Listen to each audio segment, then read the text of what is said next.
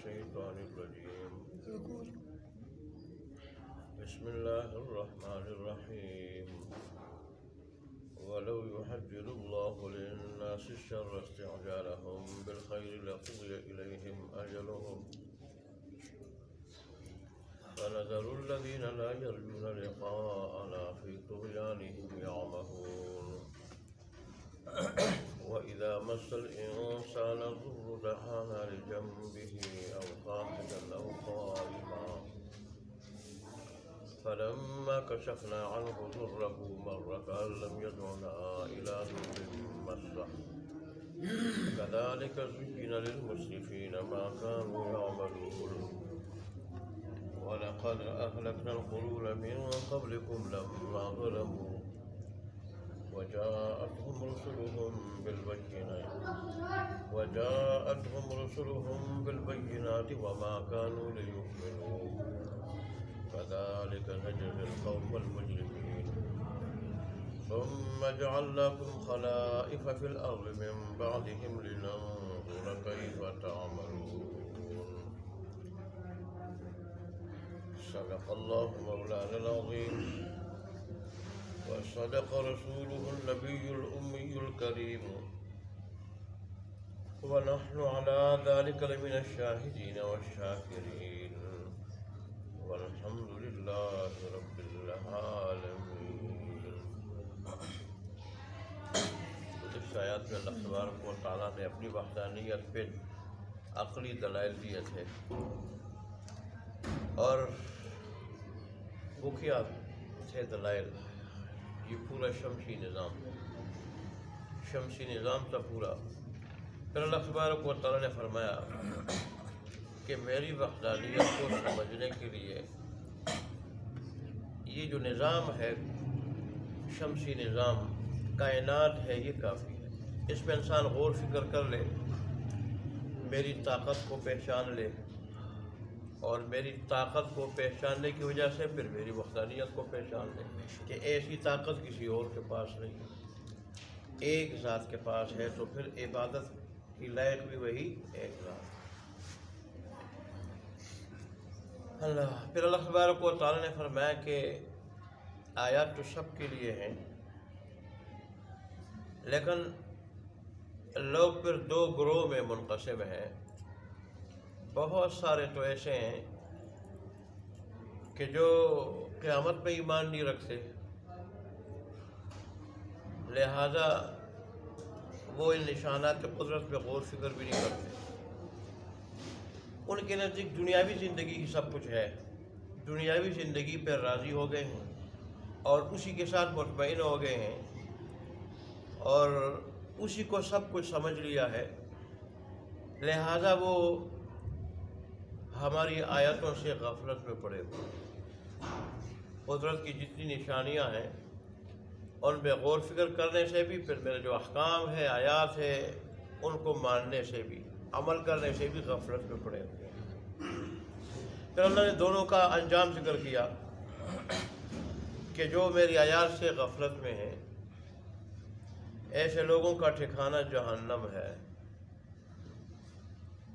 اور جو لوگ ان آیات پہ ایمان رکھتے ہیں، ایمان کے بعد نیک اعمال انجام دیتے ہیں، تو اللہ تبارک و تعالی ایسے لوگوں کو باغات میں لے جائے گا. ایسے باغات ہوں گے کہ اس میں کھانے پینے کی ہر قسم کی نعمتیں ہوں گی.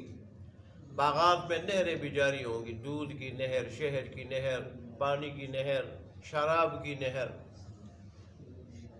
اور ان باغات میں، محلات میں وہ اللہ تبارک و تعالیٰ کی تسبیح اور تحمید بیان کریں گے. اور میں نے آپ کو بتایا تھا حدیث کی روشنی میں کہ رسول اللہ صلی اللہ علیہ وآلہ وسلم نے فرمایا کہ تسبیح اور تحمید یہ غیر اختیاری طور پہ جاری ہوگی زبان پہ. جیسے یہاں سانس جو ہے نا غیر اختیاری طور پہ جاری ہے، میں باتیں کر رہا ہوں سانس بھی لے رہا ہوں، آپ سن رہے ہیں سانس بھی لے رہے ہیں، باتیں کرتے ہوئے سانس لینے میں کوئی دقت نہیں. تو ایسے ہی وہاں جنت میں بدنی عبادت تو ختم ہو جائے گی اور مالی عبادت بھی ختم ہو جائے گی، لیکن قولی عبادت تسبیح کی صورت میں، سبحان اللہ کی صورت میں، تحمید یعنی الحمدللہ کی صورت میں، تحلیل یعنی لا الہ الا اللہ کی صورت میں کہ اللہ کے سوا کوئی عبادت کا لائق نہیں، بندگی کے لائق نہیں، جس نے ہمیں یہ نعمتیں دی ہیں، یہ ذکر و اذکار جاری رہے گا، قولی ذکر، اور غیر اختیاری طور پر آٹومیٹک یہ جاری رہے گا۔ تو اور اسی پہ اس زندگی کی بقا ہوگی، اسی پہ۔ تو ظاہر ہے وہ جب وہاں کے عجیب و غریب نعمتیں دیکھیں گے تو بے اختیار ان کی زبان سے نکلے گا سبحان اللہ، الحمدللہ، لا الہ الا اللہ۔ اور ایسے ہی جب کسی مجلس میں بیٹھیں گے تو بھی سبحان اللہ، الحمدللہ، لا الہ الا اللہ، اور پھر اٹھیں گے تو بھی سبحان اللہ، الحمدللہ، لا الہ الا اللہ۔ تو بہر اللہ تبارک و تعالیٰ نے فرمایا کہ میری وحدانیت کو سمجھنے کے لیے، میری ذات کو سمجھنے کے لیے اور میری عظمت کو جاننے کے لیے یہ کائنات کافی ہے۔ کائنات میں جو بھی غور و فکر کرے عجیب و غریب شمسی نظام کو لے کے، جس کی تفسیر کل ہو چکی، تو وہ میری وحدانیت کو سمجھ جائے گا، اور جب میری وحدانیت کو وہ سمجھ جائے گا تو پھر میری عبادت کا بھی جو ہے کیا ہو جائے گا، قائل ہو جائے گا وہ کہ عبادت صرف اللہ کی ہے، اس کے سوا کسی کی جائے گا نہیں۔ اللہ اکبر۔ آج کی آیات میں اللہ تبارک و تعالیٰ نے اپنے اور احسان کا ذکر فرمایا ہے کہ انسان مجھ سے اچھی دعائیں بھی مانگتا ہے، بری دعائیں بھی مانگتا ہے، لیکن میں اچھی دعائیں تو اگر دنیا کے اعتبار سے اس کے لیے بہتر ہو تو میں فوراً قبول کر لیتا ہوں، اچھی دعائیں تو فوری قبول کر لیتا ہوں میں، اور بری دعائیں جب تنگ آ کے وہ اپنے لیے اپنے خلاف بددعا کرتا ہے، اولاد کے خلاف یا مال کے خلاف بددعا کرتا ہے، وہ میں جلدی قبول نہیں کرتا،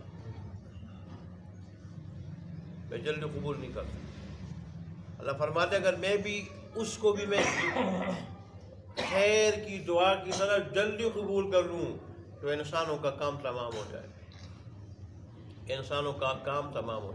جیسے اللہ تبارک و تعالیٰ نے ایک دوسرے مقام پر ارشاد فرمایا کہ میں انسان کو اگر اس کی برائیوں پہ پکڑنا چاہوں، فوری گرفت کرنا چاہوں، فوراً پکڑنا چاہوں، تو پھر روئے زمین پر ایک بھی چلنے پھرنے والا جاندار نہ رہے، انسان بھی ختم ہو جائے، سارے جاندار ختم ہو جائے۔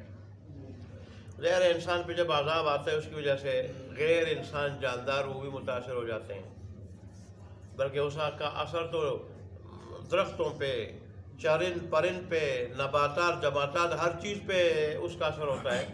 اسی وجہ سے ہر ایک آدمی، ہر ایک چیز دنیا کے اندر وہ نیک انسان کے لیے دعا کرتی، نیک انسان کے لیے کہ اللہ تبارک و تعالیٰ اس کو باقی رکھ، روئے زمین پہ باقی رکھ، اس کو لمبی زندگی عطا فرما۔ کیوں؟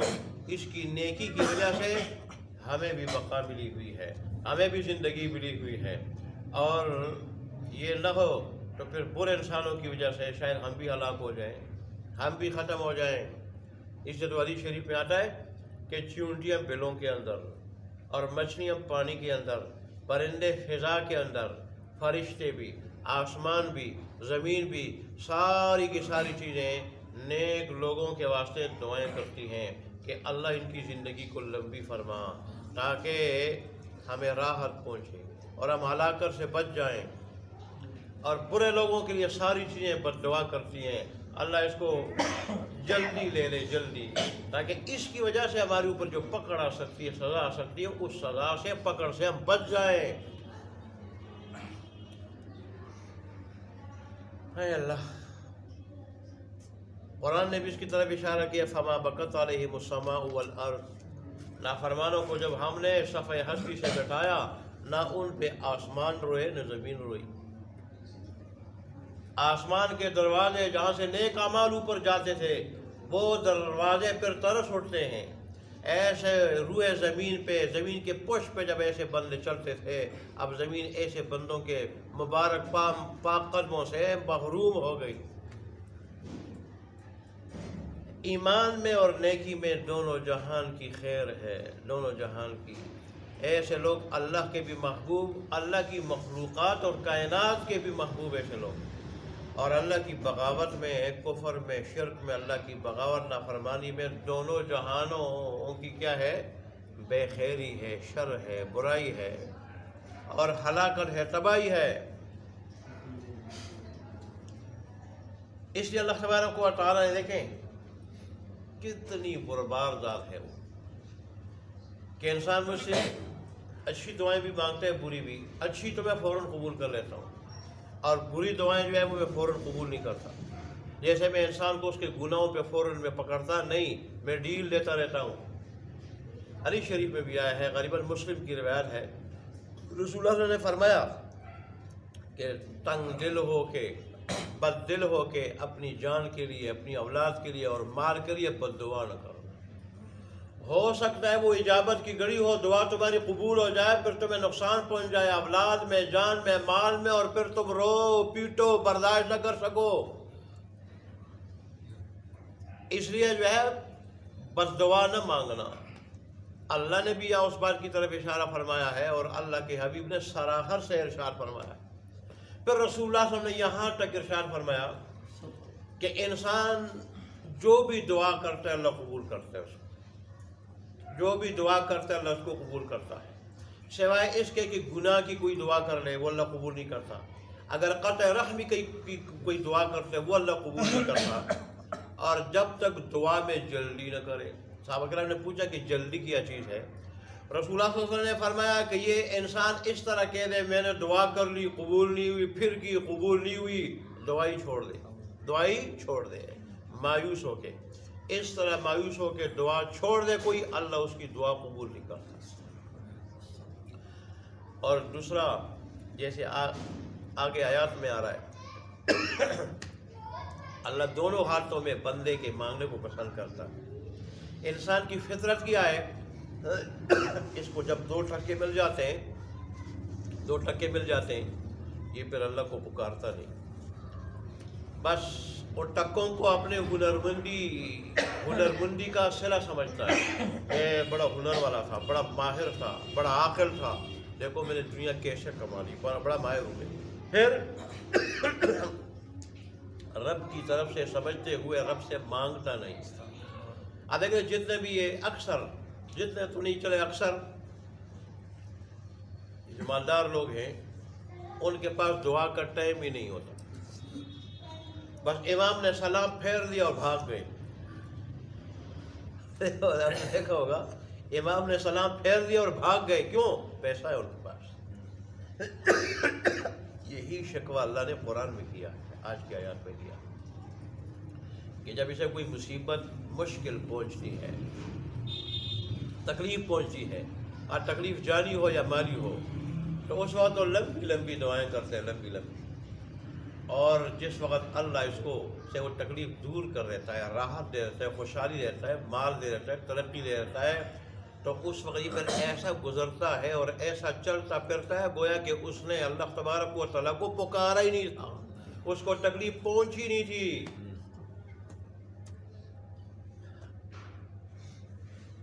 اس کا شکوہ کیا ہے؟ رب چاہتا ہے کہ دونوں حالتوں میں یہ مجھے پکارے، مجھ سے مانگے۔ چنانچہ ترمذی کی روایت میں آیا ہے، رسول اللہ نے ارشاد فرمایا کہ جو بندہ یہ چاہے کہ میری دعا جلدی قبول ہو، بلکہ الفاظ یوں ہیں کہ جو چاہے کہ سختی میں،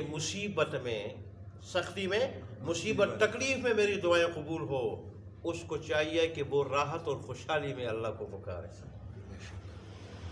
یہ نہ ہو کہ جب حالت اچھی ہے، خوشحالی ہے، تو اب اللہ کو بھول جائے اور بس غافل ہو کے دنیا میں پھرے۔ جیسے رسول اللہ نے فرمایا کہ مومن کی حالت عجیب ہے، نہ راحت کو اللہ کو بھولتا ہے، نہ مصیبت میں اللہ کو بھولتا ہے۔ مصیبت آتی ہے رب کی طرف سے، سمجھتے ہوئے اس پہ صبر کرتا، واویلا نہیں کرتا، شکوے نہیں کرتا، بے قراری کا اور مظاہرہ نہیں کرتا، اپنے آپ کو پیٹتا نہیں، اور جب اللہ تبارک و تعالیٰ اس کو راحت دے دیتا ہے، آرام دے دیتا ہے، خوشحالی دیتا ہے، تو اس وقت اللہ تبارک و تعالیٰ کا شکر ادا کرتا ہے، شکرانے کے نوافل ادا کرتا ہے، ہاتھ بھی اٹھاتا ہے اللہ تیرا شکر ہے، اللہ تیرا لاکھ لاکھ شکر ہے، اللہ کا ذکر بھی کرتا ہے، اللہ کو بلاتا نہیں ہے، راحت دے اللہ خوشحالی دے تو اس پہ اللہ تبارک و تعالیٰ کا شکر ادا کرتا ہے۔ مومن تو ایسا ہے۔ اللہ اکبر۔ دیکھیں یہ جو شیخ سدیس حرمین کا امام لگے ہوئے ہیں، انہوں نے خود کسی واعظ میں بتایا تھا کہ میں بہت شرارتی تھا بچپن میں، بہت شرارتی تھا، اور تھی غربت، تو میری والدہ جو بھی کھانا بناتی میں اس میں جو ہے وہ مٹی پھینک دیتا تھا اور طرح طرح کے تنگ کرتا تھا۔ ایک بار ہمارے گھر مہمان آئے، والدہ نے سالن بنایا مہمانوں کے، سالن جب تیار ہوا تو میں نے اس میں مٹی پھینک دی۔ اب جب والدہ نے دیکھا، والدہ سر پکڑ کے بیٹھ گئی، اب میں کیا کروں؟ لیکن والدہ جب بھی غصہ ہوتی مجھ پہ، جب بھی غصہ ہوتی، بد دعا کے بجائے میری دعا کرتی، اور دعا کیا کرتی؟ اللہ تبارک و تعالیٰ تجھے کعبے کا امام بنا دے، اللہ تجھے کعبے کا امام بنا دے۔ تو ظاہر ہے ماں کی دعا تو لگتی، ماں باپ کی دعا اولاد کو لگتی ہے۔ یہ جو حدیث میں آیا ہے کہ وہ شخص بڑا بدبخت ہے، محروم ہے، کہ والدین میں سے دونوں یا ایک بڑھاپے کو پہنچ جائیں یا موجود ہوں اور ان کی وجہ سے وہ جنت نہ حاصل کر سکتے، وہ محروم ہے، بدبخت۔ وجہ کیا ہے؟ وجہ یہی ہے کہ معمولی بات پہ والدین راضی ہو جاتے ہیں۔ ظاہر ہے محبت تو ہوتی ہے، لخت جگر کے لیے محبت تو ہوتی ہے، شفقت تو ہوتی ہے، وہ محبت کے جذبات تو ہوتے ہیں، معمولی بات پہ دعائیں دے دیتے ہیں کہ اللہ تجھے خوش کر دے، اللہ دنیا آخرت دونوں اچھی کر دے۔ اور ظاہر ہے والدین کی دعا جیسے حدیث میں آیا ہے کہ اولاد کے حق میں رد نہیں ہوتی، یہاں تک حدیث میں آیا ہے رضا الرب فی رضا الوالد، رب کی رضامندی والد کی رضامندی میں ہے، والد راضی ہے تو رب بھی راضی، والد ناراض ہے تو رب بھی ناراض۔ ظاہر ہے یہ کوئی معمولی بات ہے، بچپن میں اس کو پالنا، بڑا کرنا، خون پسینہ ایک کر کے اس کو جوان بنانا، پالنا، پاؤں پہ کھڑا کرنا، یہ معمولی چیز نہیں، اس کے لیے بڑا کچھ کرنا پڑتا ہے۔ اللہ تبارک و تعالیٰ تو بہت قدردار ذات ہے، وہ تو جانتا ہے، اس کو تو پتہ ہے کہ والد کیا کرتا ہے بچپن میں، اولاد کی یہ کیا کچھ محنت وہ نہیں کرتا۔ اس لیے تو اللہ تبارک و تعالیٰ نے قرآن میں جہاں اپنا حق بیان فرمایا تو اس کے بعد متصل اگر کسی کا حق بیان فرمایا وہ والدین کا حق، اور یہ ارشاد فرمایا کہ یہ تیرا رب کا فیصلہ ہے، تیرا رب کا فیصلہ ہے کہ پہلے اس کا حق ادا ہو، اس کے بعد اگر کسی کا حق ادا ہو وہ والدین کا حق۔ یہاں تک بھی کہہ دیا اللہ تبارک و تعالیٰ نے کہ اپنے والدین کے لیے دعا کرو کہ اللہ اسی طرح ان کے ساتھ رحم کرم والا معاملہ فرما جیسے بچپن میں انہوں نے ہمیں پالا ہے۔ پہلے اللہ تبارک و تعالیٰ نے والدین کی خدمت کی کا تاکیدی حکم دیا، پھر یہاں تک کہہ دیا کہ والدین جب چچڑے پن کو پہنچ جائیں، معمولی بات پہ وہ ڈانٹتے ہیں تو تم نے آگے سے اوف بھی نہیں کہنا۔ اور پھر اللہ تبارک و تعالیٰ نے فرمایا کہ صرف اس سے بھی والدین کا حق ادا نہیں ہوتا، بلکہ ان کے لیے دعا بھی کرو۔ اللہ اکبر۔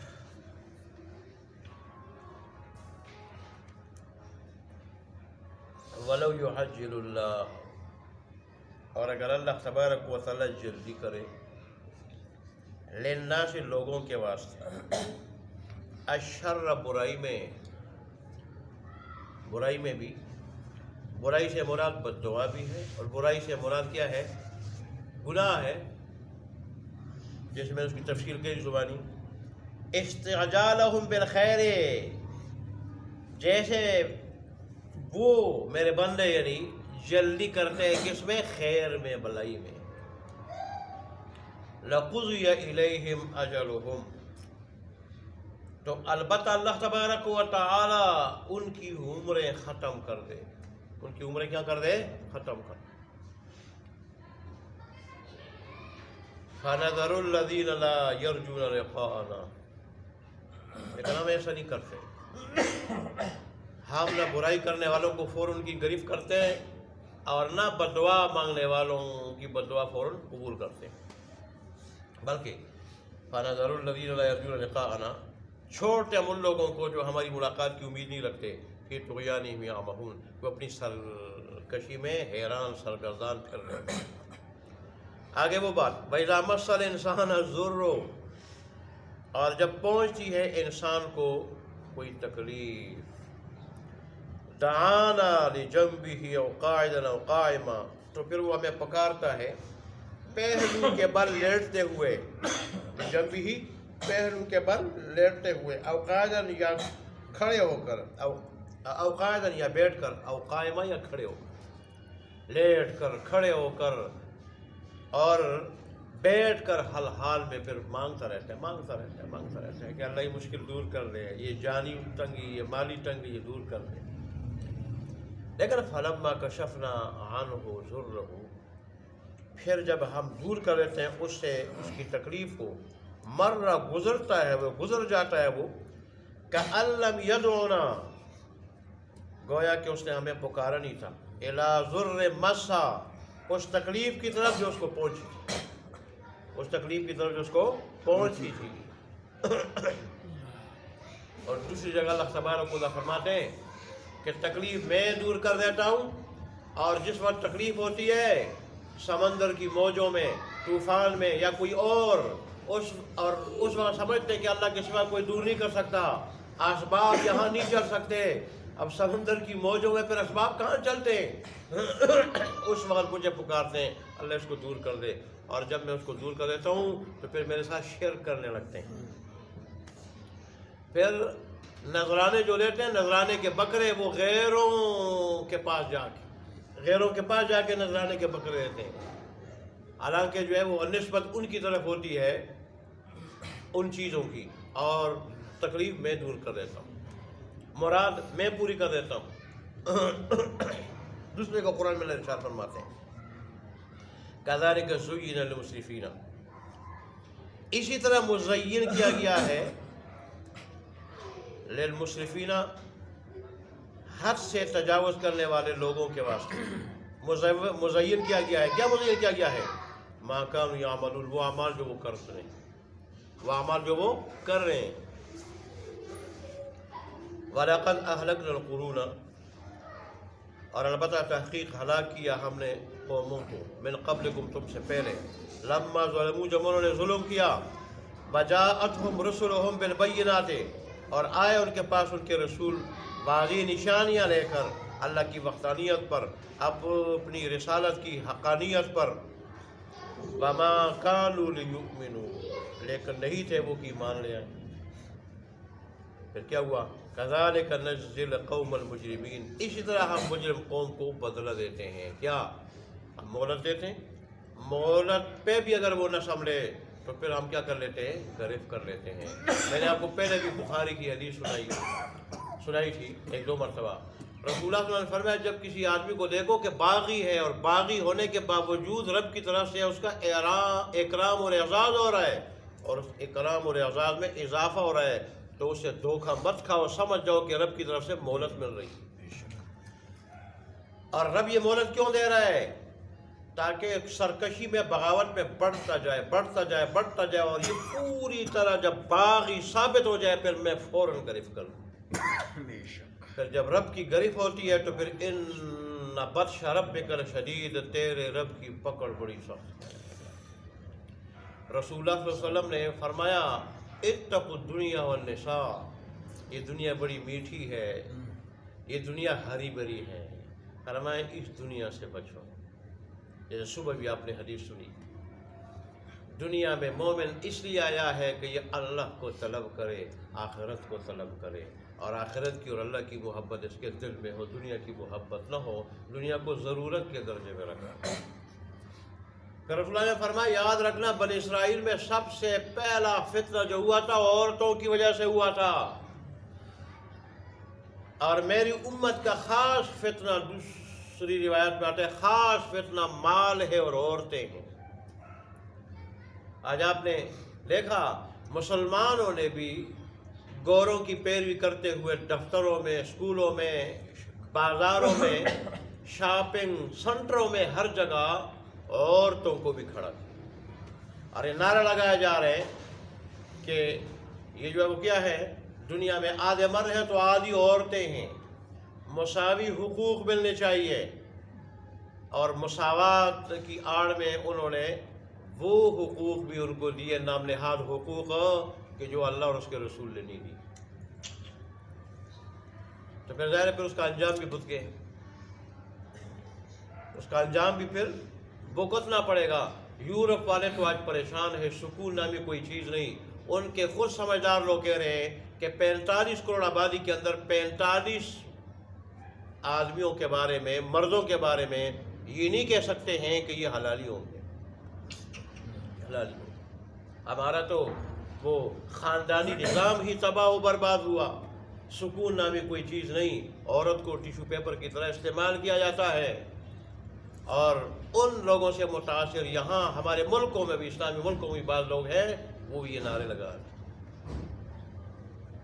اللہ تبارک و تعالی ہمارے حال پہ رحم فرمائے، اللہ تبارک و تعالی ہمیں عمل کرنے کی توفیق عطا فرمائے۔ الحمدللہ رب العالمین والعاقبۃ للمتقین والصلاة علی رسول محمد وعلی آلہ وصحبہ اجمعین۔